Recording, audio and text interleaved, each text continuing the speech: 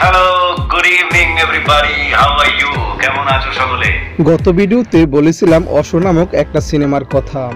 জিতোজ film work থেকে এর আগে 3টা সিনেমা হয়েছে, মানে প্রডিউসার হিসেবে ছিল তারা, বস 2, ইন্সপেক্টর নটিকে আর সুলতান। হঠাৎ করে শেষ থেকে শুরু সিনেমার মহরত পাবলিশ করা হয়। সেখানে স্পষ্ট লেখা ছিল এটা এই প্রোডাকশন হাউসের 6 নম্বর ছবি। তাহলে 4 নম্বর আর 5 নম্বর ছবি কোথায় গেল? তারপরে নাম অ্যানাউন্স করে বাচ্চা শ্বশুর সিনেমার, যেটা এই প্রোডাকশন হাউসের 5 নম্বর ছবি।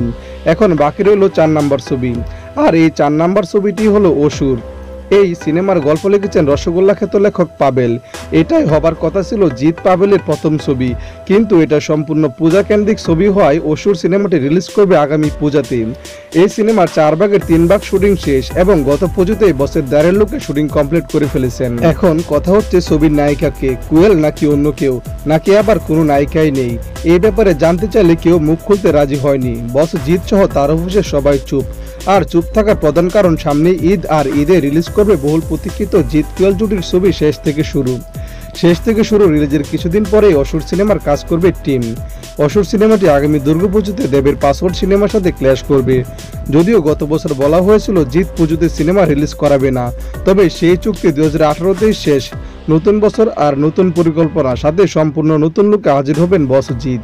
এই নতুন লুকে অসুর সিনেমাটি দেখার জন্য কে কতটা এক্সাইটেড কমেন্ট করে জানিয়ে দিন সবাইকে।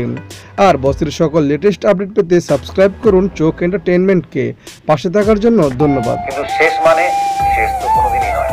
শেষ আরেকটা অধ্যায় শুরু, আরো কিছু নতুন শুরু হবে। আমরা যেভাবে প্রত্যেক বছর বলে আসি, দশমীর দিনই বলি, আসছে বছর আবার হবে। দেখা হচ্ছে আসছে